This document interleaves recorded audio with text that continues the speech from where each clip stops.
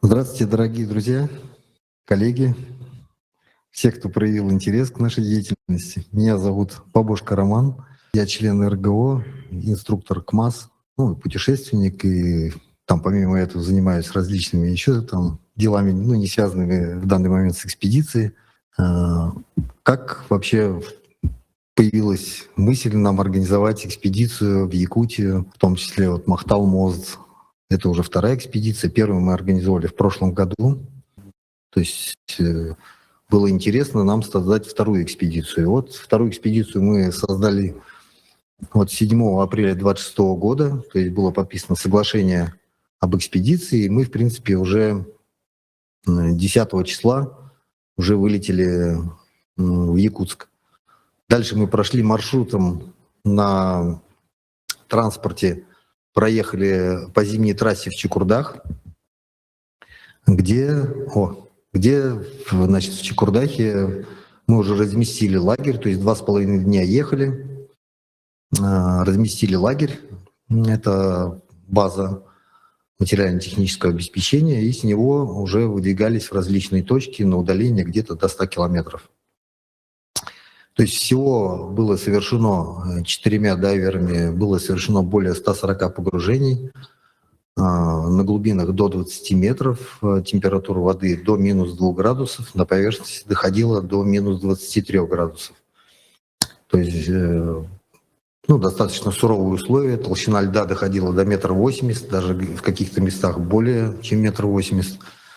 То есть приходилось, какие-то трудности там были небольшие, но по итогам экспедиции, она у нас продлилась намного меньше, чем прошлая экспедиция. Она где-то мы уложились в общей сложности 24 дня.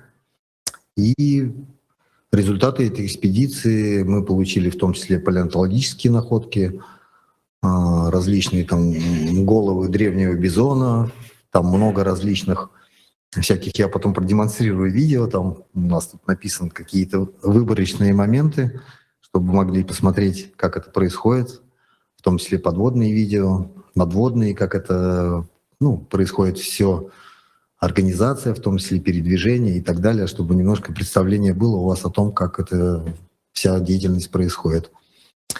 В данный момент сданы какие-то образцы в музей Алаиховского улуса имени Лебедевой.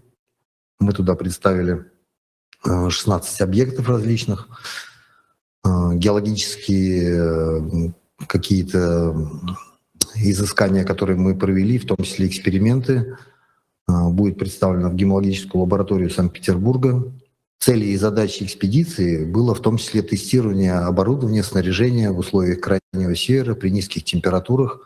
Это вот как представители какой-то водолазной школы или дайверов, кто-то знает, что там регуляторы, что различные снаряжения, то есть сухие костюмы, BCD и многие моменты, они требуют, конечно, подхода более серьезного, чем, конечно, те, кто ныряют в теплых местах, либо там не связанных с условиями крайнего севера, в том числе температура воды минус 2 градуса. Выработали какие-то моменты, которые мы будем рекомендовать в дальнейшем для использования, в том числе в экспедиционной деятельности. Краткий отчет мы представим,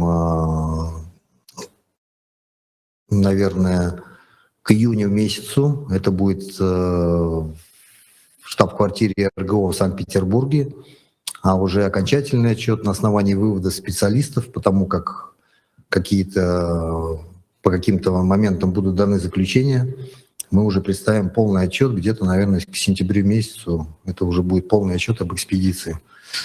Исходя из того, что мы имеем сейчас,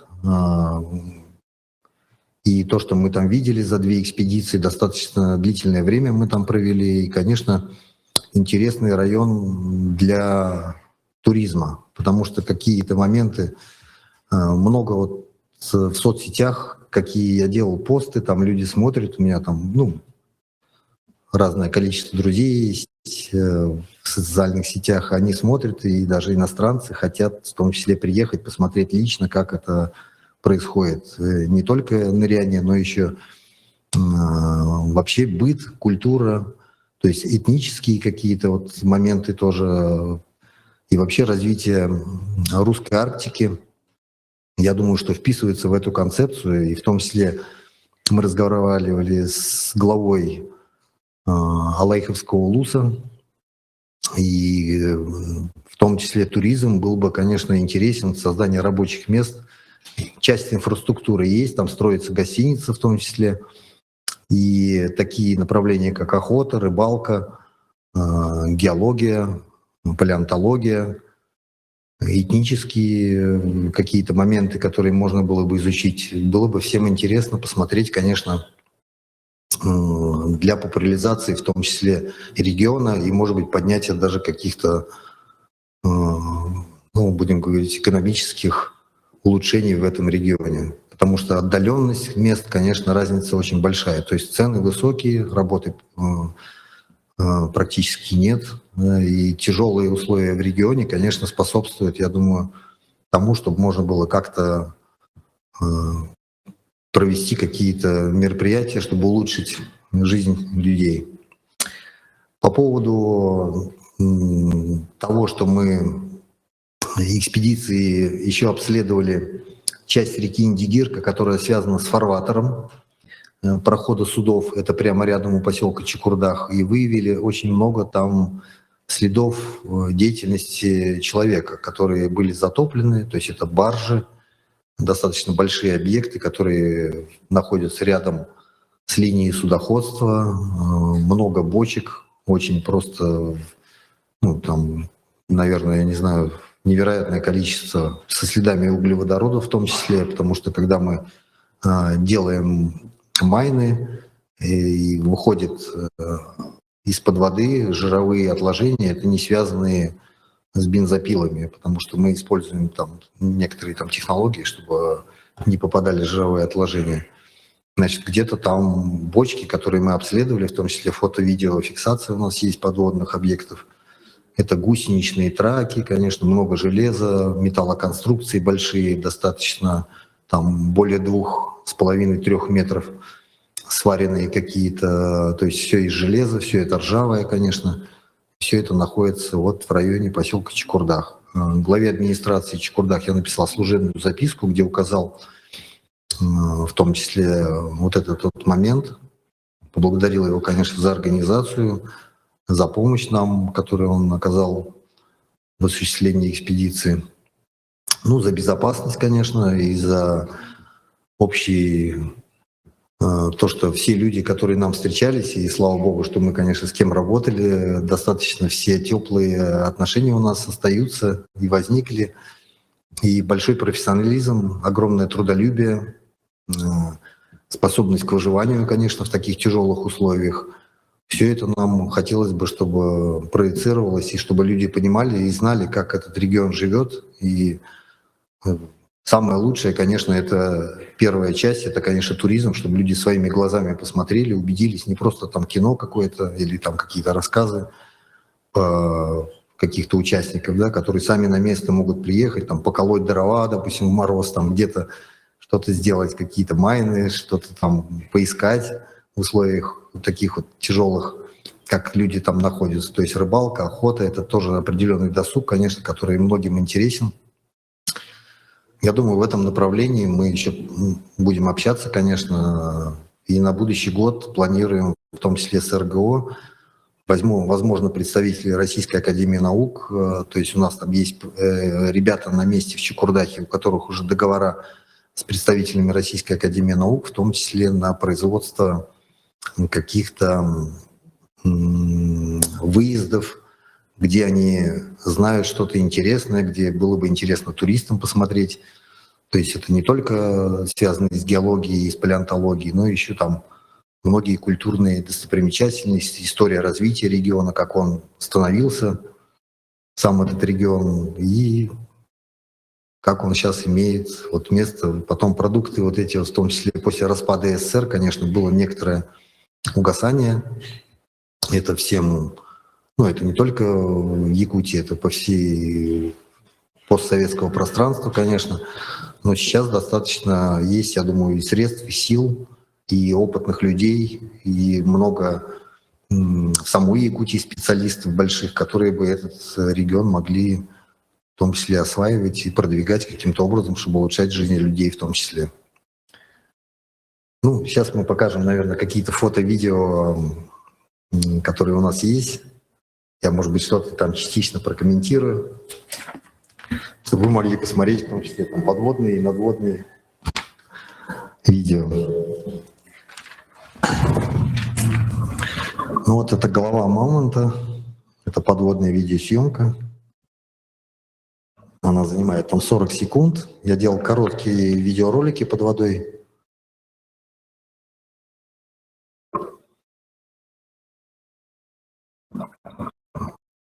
То есть мы снимаем на камеру GoPro. Я еще утопил там свой телефон, потому что много было, конечно, фото и видео надводных в том числе. Ну, вот попытались скомпоновать что-то из того материала, что есть. Потом, конечно, в кратком отчете, там в соцсетях мы все выложим, все видео будут. Есть канал, в том числе YouTube, ВКонтакте, Инстаграм и там разные социальные сети. Можно будет посмотреть. Так, еще у нас это голова мамонта и зуб, это челюсть. Вот это челюсть, там, по-моему, мамонта. Просто плохо мне отсюда видно. Да. Челюсть челюсть мне не удалось вытащить, она отломалась, я зуб этого мамонта вытащил все-таки. Он такой достаточно огромный, где-то, наверное, около 40 сантиметров. Сдал его в музей Алейховского улуса. Там уже сделали экспозицию, сейчас можно посмотреть будет. Ну вот так происходит съемка под водой. Раньше мы снимали, то есть камеры были,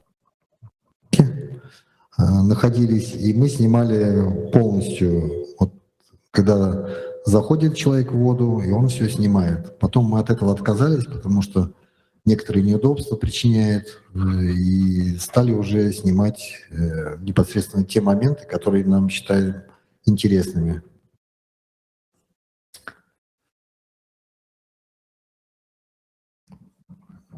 Да, тут немножко видео тормозит. Ну, в принципе, дно Индигирки, она достаточно разные ландшафты имеет. Нас в основном интересует это каменный слой, который как раз вот, где находятся палеонтологические залегания. Он бывает, конечно, немножко прикрыт песком, где-то там землей, какими-то камнями.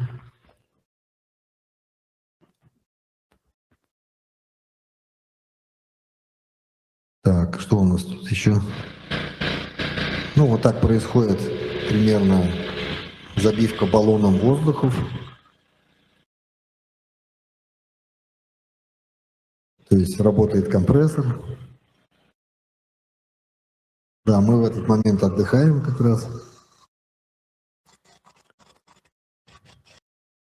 Это уже достаточно тепло, видно, что проталины существуют, то есть это где-то уже май месяц. По-моему, около 9 мая где-то. Вот так вот мы достали кость мамонта, такую достаточно большую. Вот эта верхняя часть, ну, больше, чем моя голова, наверное, там в 1,5 раза.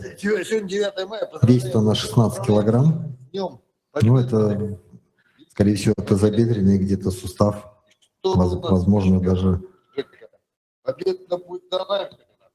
Да, мы ее тоже сдали в музей. Да, вот я только вынырнул из воды как раз.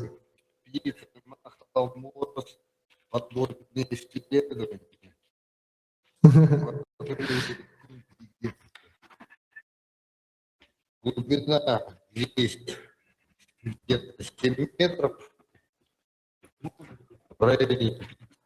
Да, но это такие технические съемки. Тут не всегда, конечно, нормативная лексика присутствует, к сожалению, потому что в этих условиях не всегда получается соблюсти такой формат. Так что уже почти греемся все время. Вообще великолепно. Да, под водой температура от 0 до -1. Так что пойдет. И вот сейчас дальше. Да, ну я тут что-то рассказываю, уже не помню, конечно, наверное.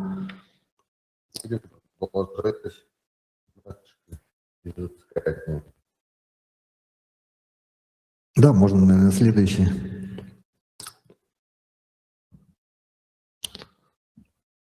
Так, это тоже подводные какие-то съемки. Это вот кости мамонта как раз, которые находились с черепом мамонта рядом. Там много, конечно, костей, тазобедренные, кости, челюсть. Ну, практически большие фрагменты частей скелета мамонта. Состояние достаточно плохое, конечно, по сравнению с тем, что бывает. В прошлом году мы подняли голову мамонта в хорошем состоянии, то есть все кости практически были целые, челюсть мамонта была в идеальном состоянии. В этом году голову поднимать не стали, потому что там практически в таком плохом состоянии, наверное, с учетом того, что транспортировка требует тоже проблемы. Мы ее не стали поднимать, подняли только вот какие-то там другие экземпляры, более-менее сохранившиеся.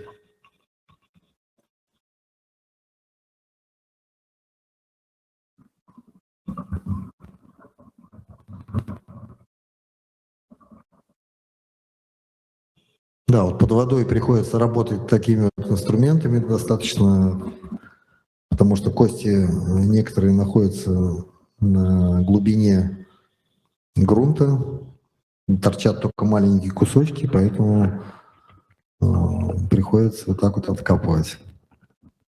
Да, можно следующий, наверное. Да, это вот карта как раз тех мест, где рядом с поселком Чекурдах, то есть у нас поставлены геометки, где мы нашли вот следы под водой человеческой деятельности, в том числе бочки, затопленная баржа, многие какие-то конструкции из металла, некоторые доходят до 2,5 метров, то есть траки от гусеничной техники и в том числе пятна от углеводородов. Да, можно дальше, наверное. Это как раз район судоходства.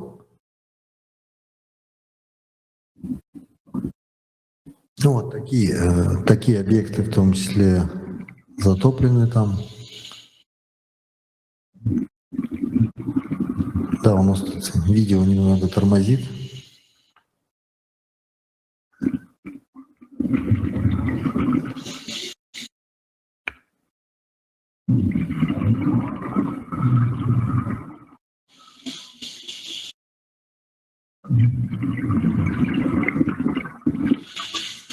Ну, то есть это не единичные экземпляры, то есть это, наверное, вот из 60 погружений, которые мы там сделали, я думаю, при 30 погружениях, наверное, мы каждое второе погружение что-то там видели, многочисленные объекты, в том числе затопленных плодов человеческой деятельности.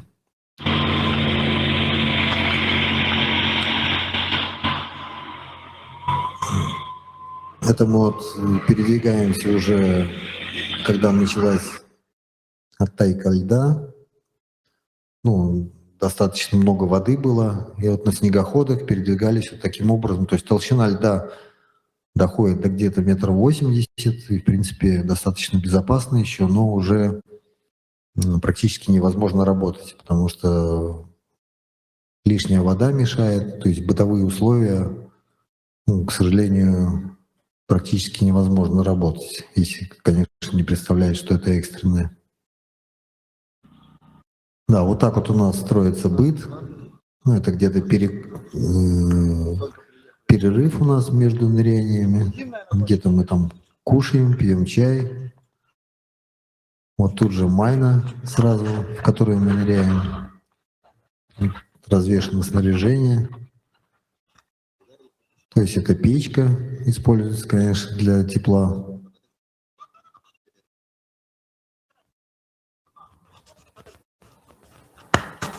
То есть мы утром выезжали, где-то примерно с 8 до 10 утра мы выезжали, и вечером приезжали уже на базу где-то к 10 вечера. То есть практически целый день мы находились в палатках. То есть это несколько палаток, несколько постов для ныряния, один компрессор, 5 баллонов, которые забивались в круговую,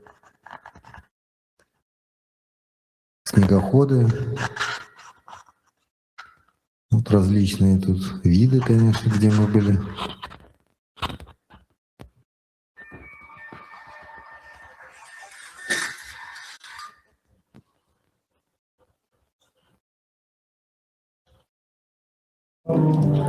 Да, это вот празднование 9 мая в поселке Шикурдах. Якутия. Днем Победы. Великая победа! Великая победа! Доведем дело до конца. Доведем. По-любому нам. Еще немного. Еще чуть-чуть. Да, вот так передвигались по поселку со снаряжением, и в том числе на участке, где производились сами погружения, то есть различную технику использовали, конечно, для этого.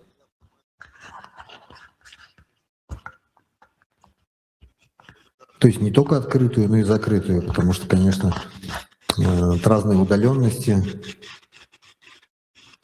можно замерзнуть на снегоходе, если там долго ехать, конечно. Водолазам это не стоит делать. Да, можно дальше, наверное. Это вот образцы костей, которых мы поднимали.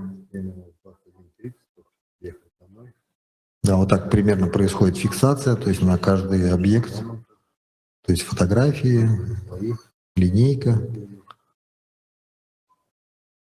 ну, описание объекта, где нашли, геоточки. Удаление. Это уже на квартире, где мы проживали. Мы вот, когда приезжаем, каждый объект описываем так, чтобы было понятно, потому что не запутаться.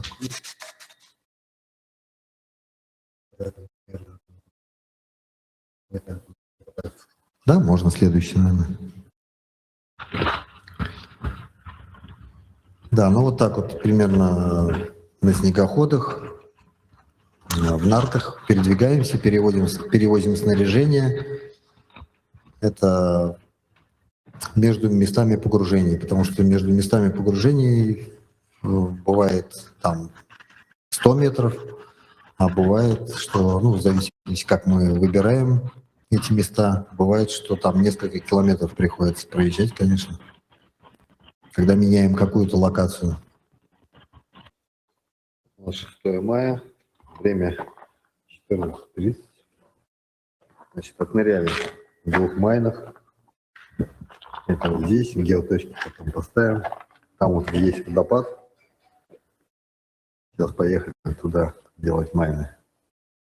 Значит, здесь в 2 майнах песок. Ничего нет. Ну, чтобы не забыть, то есть, в принципе, где-то каждую локацию мы фиксируем, то есть рассказываем, что там видели, что представляет какой-то интерес, что не представляет, чтобы потом в дальнейшем не запутаться, и уже на картах это отмечаем, конечно. Но здесь у нас случилась поломка, машина застряла, и вот ее буран тянет машину, чтобы она могла как-то передвигаться, потому что много снега было, дороги там, где мы сейчас продвигаемся, практически нет, то есть она вот такие вот сугробы. Сколько можно было, проезжали на машине, потом пересаживались в нарты и уже до места погружения ехали на нартах.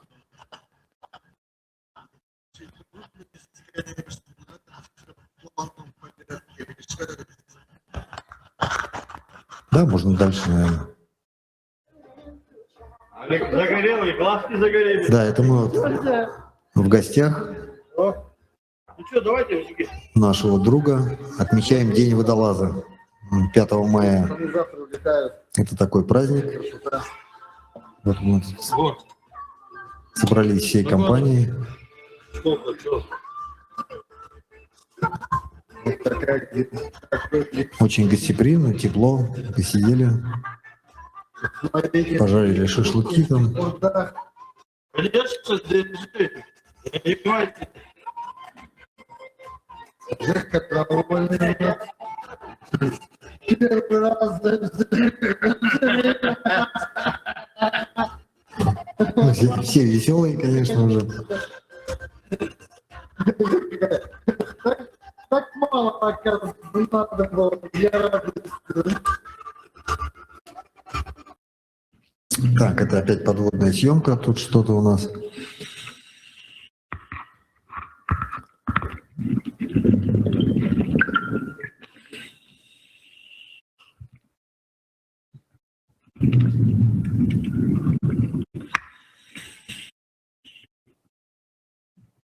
Ну, это в хорошем качестве, можно будет посмотреть потом. Я это выложу, конечно, все ролики, чтобы в открытый доступ, чтобы можно было посмотреть.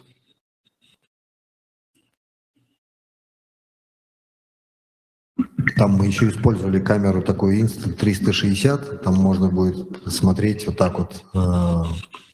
Ну, первый год ее использовали вот для вот этой экспедиции. То есть достаточно интересно она снимает, все можно посмотреть, прокрутить любую сторону и в хорошем качестве, там выше, чем 4К, то есть на большой экран вообще отлично видно. Но это можно дальше, наверное. Но это процесс происходит как... Это вот... Там был процесс поиска подводного, а здесь вот у нас как обмерзают регуляторы. Ну, бывает, что они покрываются вообще льдом полностью.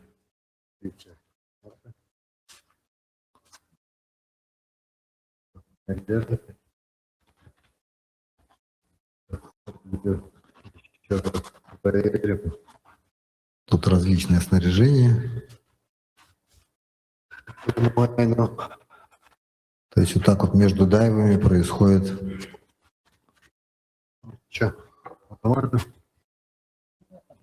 Вот такой быт в палатке. То есть несколько палаток стоит.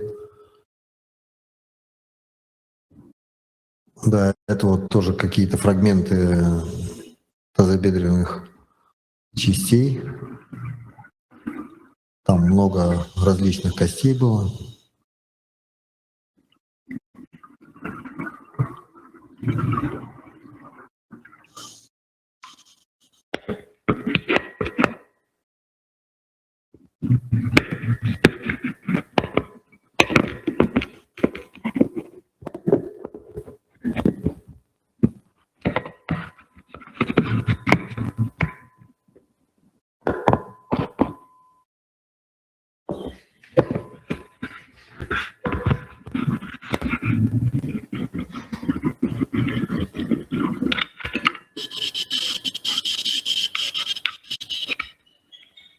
Да, тут у нас видео, конечно, не очень хорошо показать.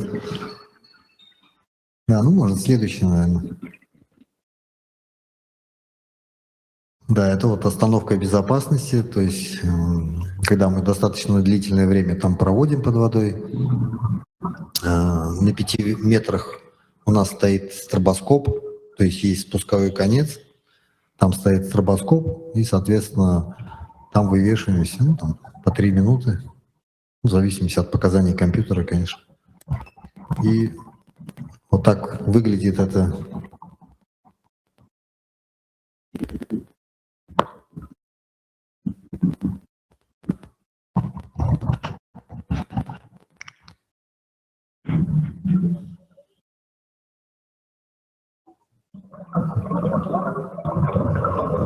Да, ну мы использовали такой фонарь со стробоскопом, он подает сигналы определенные световые.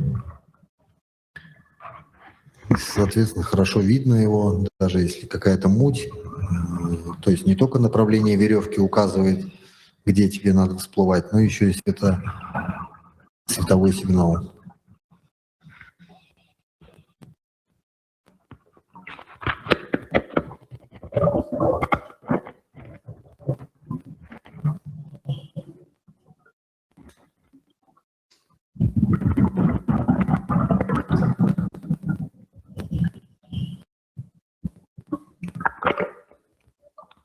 Да, можно следующее, наверное.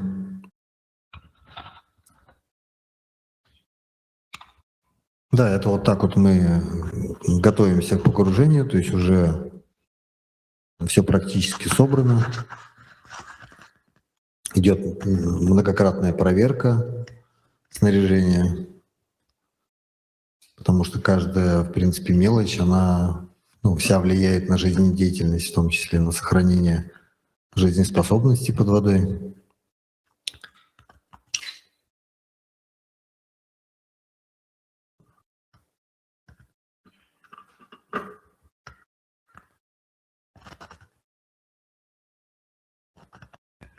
Да, можно следующее, наверное. Да, это опять вот, в том числе остановки безопасности. Там, когда это в хорошем качестве, это выглядит красиво, конечно. Тут сейчас, наверное, не очень выглядит. То есть, конечно, из-под воды такой своеобразный вид, интересный. И зачастую разный вот этот лед, он снутри выглядит по-разному. И такое очень своеобразное, красивое зрелище, конечно.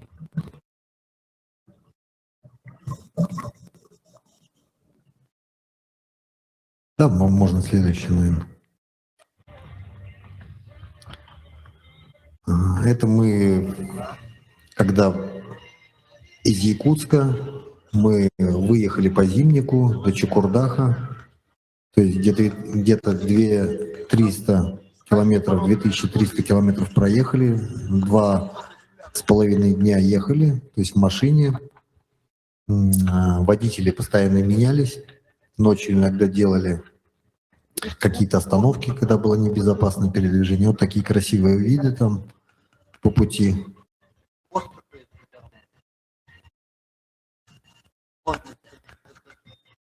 У нас было 5 человек, много снаряжения. Эта машина использовался Соболь в арктической комплектации, то есть багажник большой, в том числе наверху, и адаптированный к передвижению, в том числе, где не везде есть хорошая проходимость, и вот в условиях Крайнего Севера в том числе, конечно. Спали мы тоже в машине, кто-то менялся, кто-то садился за руль, кто-то отдыхал, останавливались в многочисленных населенных пунктах, где-то там покушать, что-то еще. Все веселые, все впереди. Вот у нас был месяц, где мы смогли понырять, посмотреть различные хорошие такие виды. В принципе, я думаю, что у нас время достаточно ограничено.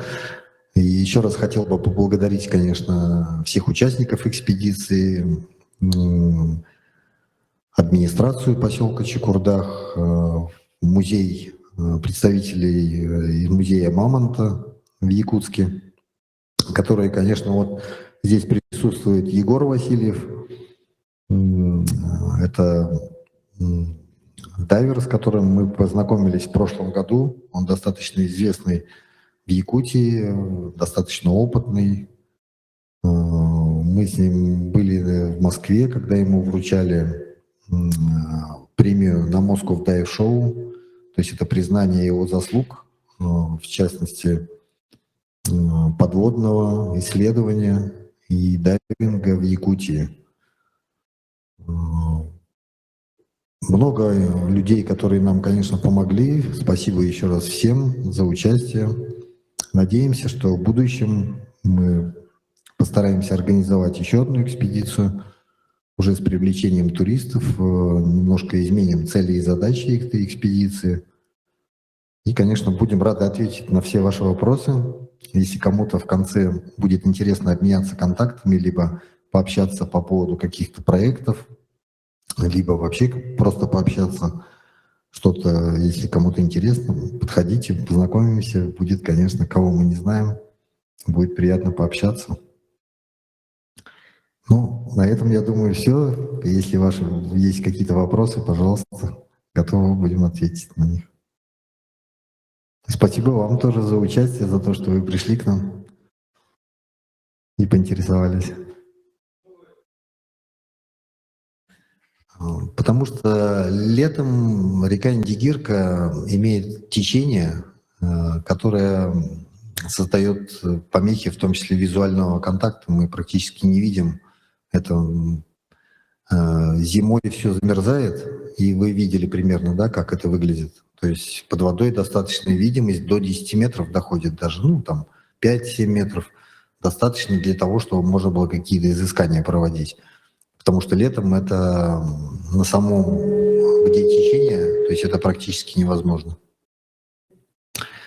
Мы погружались максимально до 20 метров.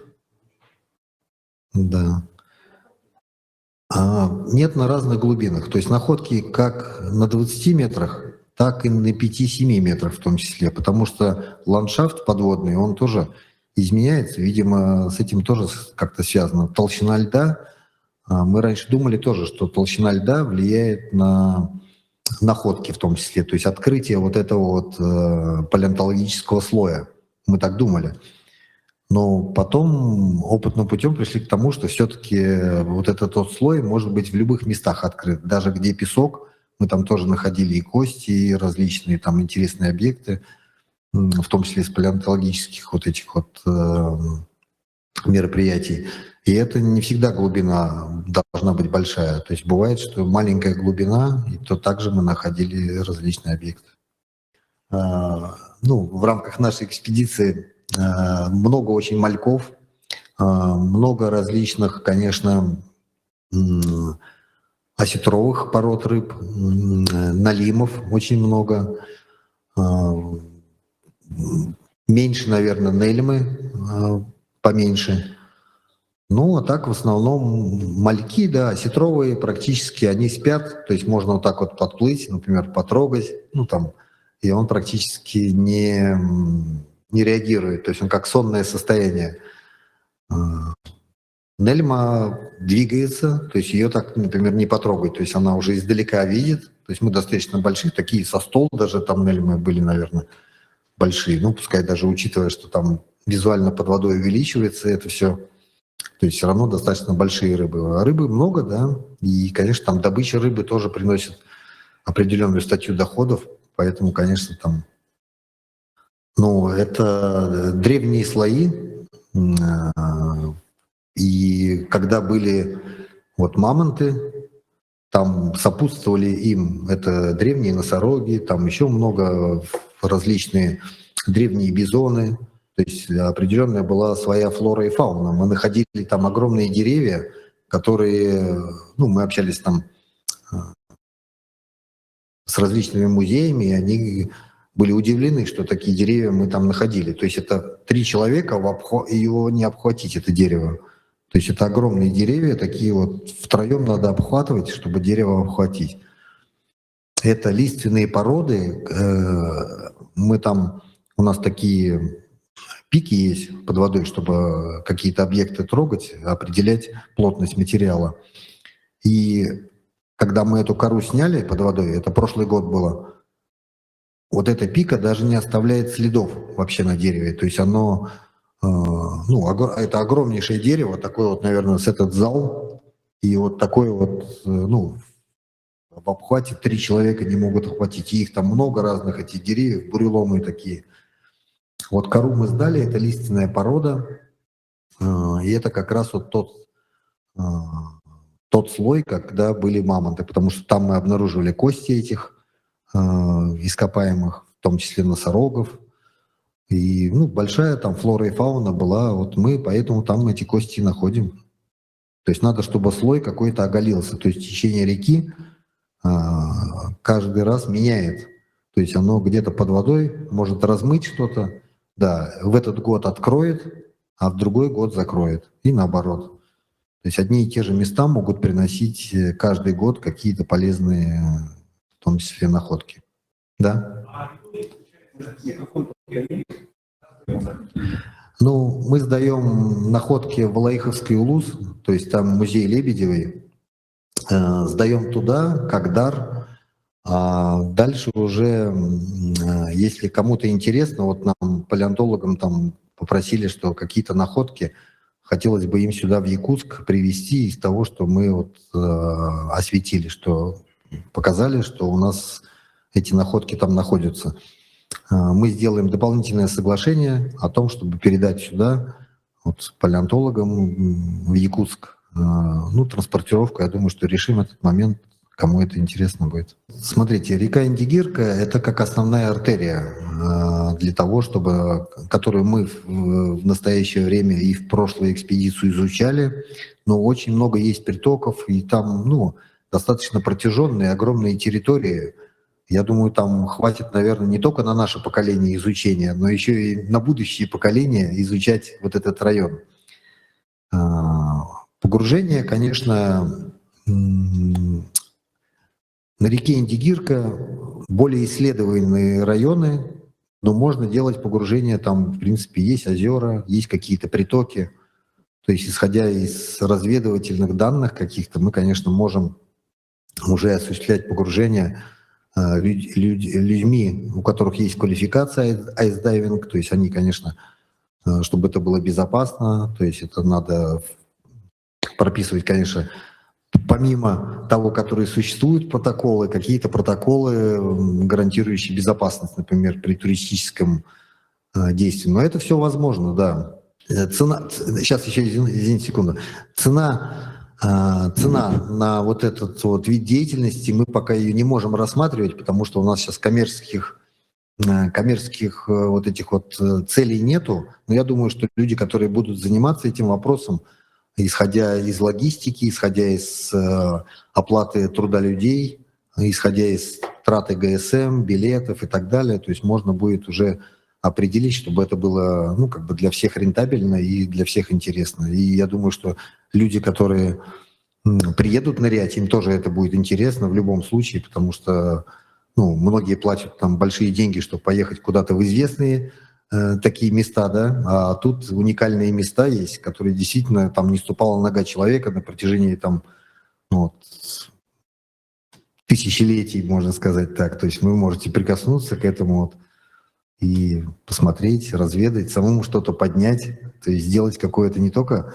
ну, будем говорить, познавательное действие, да, но еще какую-то пользу принести, например, что-то там найти и сдать в том числе в музей, и напишут, что вот вы такой-то человек там нашел когда-то там какую-то кость, и дети будут смотреть, и это же развивается, наука, она развивается разными путями, и в том числе, если в Якутии и, например, в Чукурдахе, да, этих костей много, то какого-то в отдаленной части России этих костей нет. И, конечно, там, если это будет у детей там, или у взрослых в каком-то музее прикоснуться к этому тоже, не просто там фотографии посмотреть, а воочию посмотреть все это, потрогать даже.